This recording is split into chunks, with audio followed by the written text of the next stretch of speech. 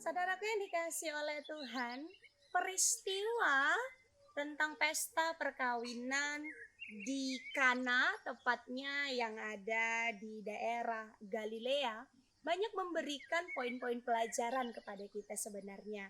Beberapa poin akan saya ungkapkan untuk kita semuanya. Nah saudaraku, untuk orang Yahudi, mereka punya tradisi pesta perkawinan itu nggak seperti kita sekarang ini. Pesta perkawinan mereka itu bisa berhari-hari lamanya, tidak cuma satu hari. Karena itu setiap orang yang mau mengadakan pesta perkawinan, mereka harus bisa menyediakan anggur dalam jumlah yang cukup untuk beberapa hari melakukan pesta.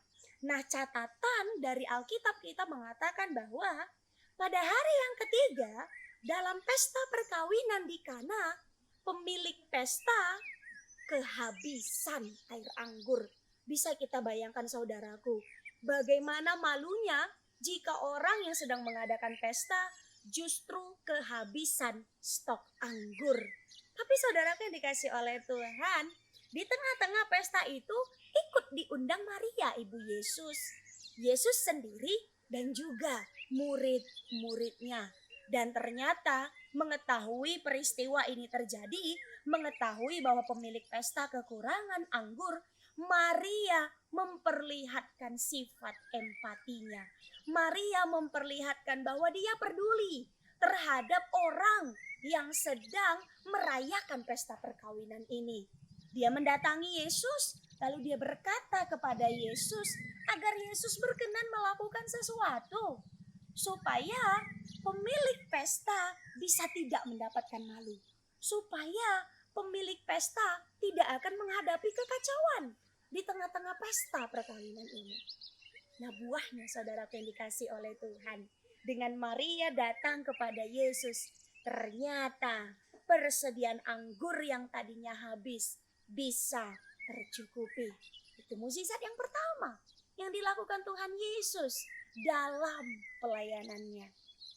Air menjadi anggur.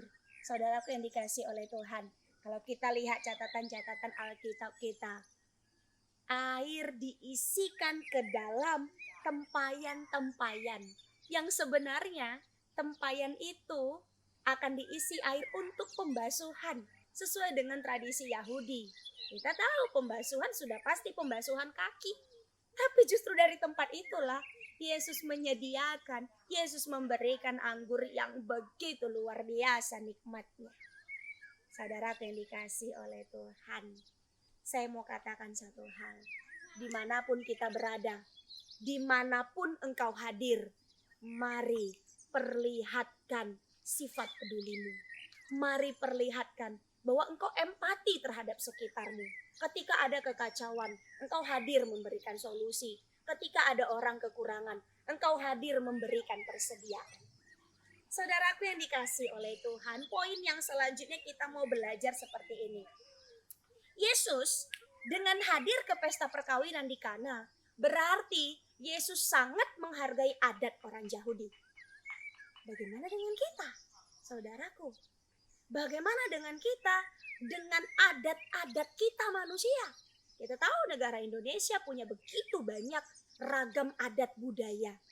Mari kita lihat adat-adat yang ada di sekitar kita. Apakah kita akan bisa saling menghargai? Apakah kita bisa akan saling melengkapi? Kita tahu ya, jika ada pernikahan dengan berbeda budaya, pada awalnya yang terjadi adalah perselisihan. Kenapa? Karena bingung untuk mencari jalan tengah. Adat mana yang mau dipakai? Budaya mana yang mau dipakai? Padahal seharusnya kita sebagai manusia yang diberikan akal tahu bagaimana adat yang satu bisa melengkapi adat yang lainnya. Saudaraku yang dikasih oleh Tuhan, Tuhan Yesus kita tidak anti terhadap adat. Tuhan Yesus kita tidak anti terhadap budaya. Karena itu kita, jika engkau mengaku pengikut Kristus, jika engkau mengaku pengikut Yesus, mari hargai adat budaya yang ada di sekitar kita. Saudaraku yang dikasih oleh Tuhan, pemilik pesta yang mengadakan pesta perkawinan di Kana, dia mau mengundang Yesus hadir ke dalam pestanya. Dia mengundang Yesus, murid-muridnya, bahkan Ibu Yesus untuk berkenan hadir di pesta perkawinan yang dia adakan. Dan alhasil dia mendapatkan buah yang luar biasa. Pestanya benar-benar menjadi pesta yang saya rasa pesta yang paling termasyur di situ. Kenapa? Satu hal yang menjadi budaya mereka adalah pada awal perayaan pesta disediakan anggur yang begitu nikmat. Disediakan anggur yang sangat enak dan paling enak. Tapi ketika para tamu sudah puas minum, barulah diberikan anggur yang biasa-biasa saja. Namun pesta perkawinan di Kana ini, dari hari pertama diberikan anggur yang terbaik, sampai kepada akhir pesta, tetes anggur yang terbaik yang ada dan disediakan bagi setiap tamu.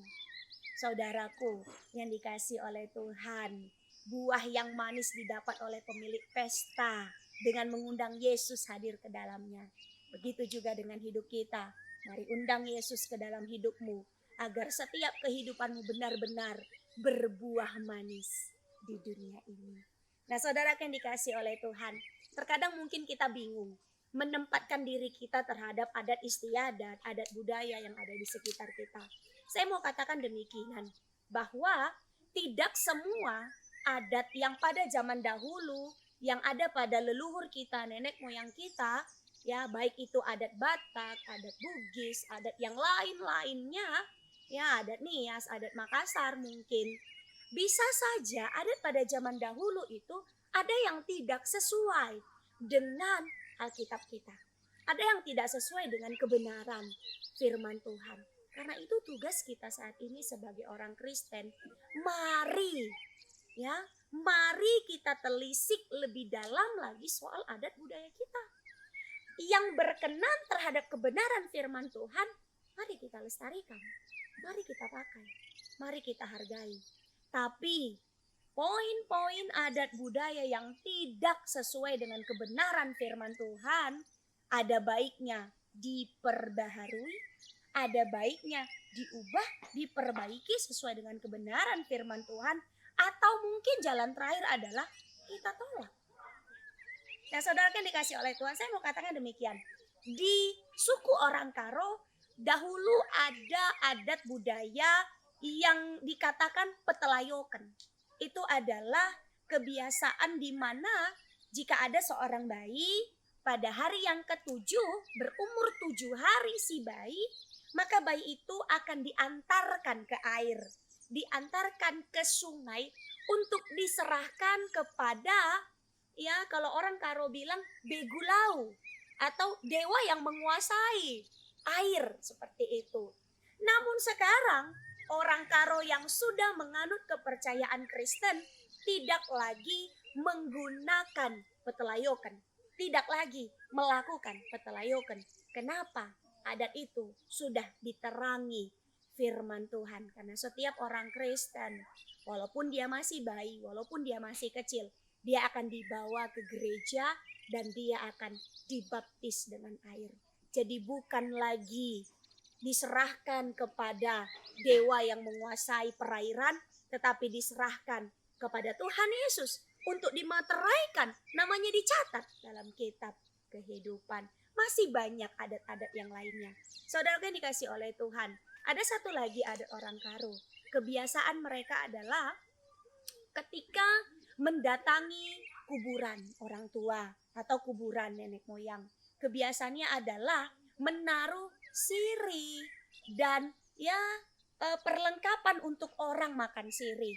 Lalu kalau ke tempat nenek moyang atau leluhur yang laki-laki, mereka akan meletakkan rokok dan mancis ya di situ. Namun adat ini, kebiasaan ini tidak ada lagi dilakukan oleh orang-orang Karo yang merupakan Kristen sejati. Saya mau katakan saudara yang dikasih oleh Tuhan, apapun sukumu, tapi ketika engkau adalah orang Kristen, mari telisik kembali adat setiap kita. Yang sesuai dengan kebenaran firman Tuhan boleh kita lakukan, tapi yang tidak sesuai dengan kebenaran firman Tuhan, tolaklah itu. Karena saya mau katakan, Yesus hadir untuk menerangi adat budaya kita. Yesus hadir untuk menerangi adat istiadat kita, termasuk adat manusia yang ada pada saat ini. Mari saudaraku yang dikasih oleh Tuhan, jangan benci terhadap adat, jangan tolak semua adat, tapi tempatkanlah kebenaran firman Tuhan, tempatkanlah Alkitab di atas daripada adat istiadat, dan adat istiadat harus diterangi oleh kebenaran firman Tuhan. Tuhan Yesus memberkati kita semuanya.